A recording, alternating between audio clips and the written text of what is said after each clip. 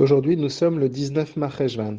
On a expliqué la grandeur des halachot dans le sens où, grâce aux halachot, eh bien, on fait des mitzvot, et les mitzvot deviennent les habits de notre neshama qui nous permettent de recevoir cette lumière très grande d'Akadosh Baruch Hu, cette lumière cachée pour les tzadikim, les Atid Lavo plus tard. On l'appelle cette lumière Noam Hashem, les plaisirs d'Akadosh Baruch Hu, le fait de se réjouir pour Akadosh Baruch Hu. Cette lumière correspond aux 400 olamot de plaisir qu'ont les tzadikim. Ces 400 mondes de plaisir, eh bien, ils correspondent à ce que l'on dit dans la paracha, Arba Meot Shekel Kesef. Avram Avinu a acheté Maharat Amarpela, il a acheté pour 400 cycles de Shekel Kesef, d'argent Kesef.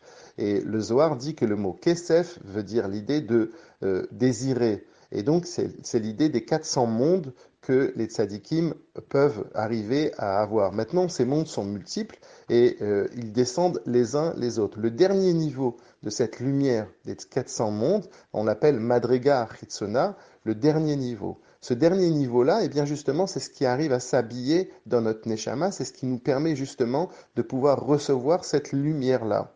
Et ce dernier niveau, on nous dit qu'en fait, il correspond à la volonté, parce qu'il y a deux choses. Il y a le plaisir et il y a la volonté.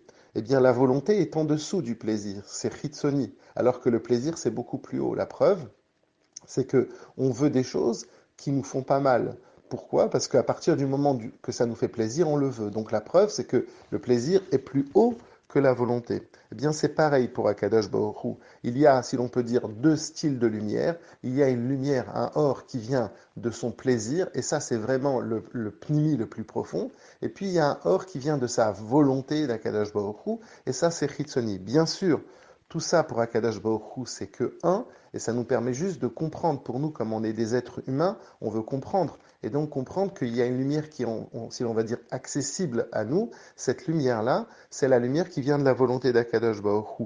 Un peu de la même manière que quand nous, on comprend quelque chose, eh bien, quand on comprend quelque chose, on a du plaisir.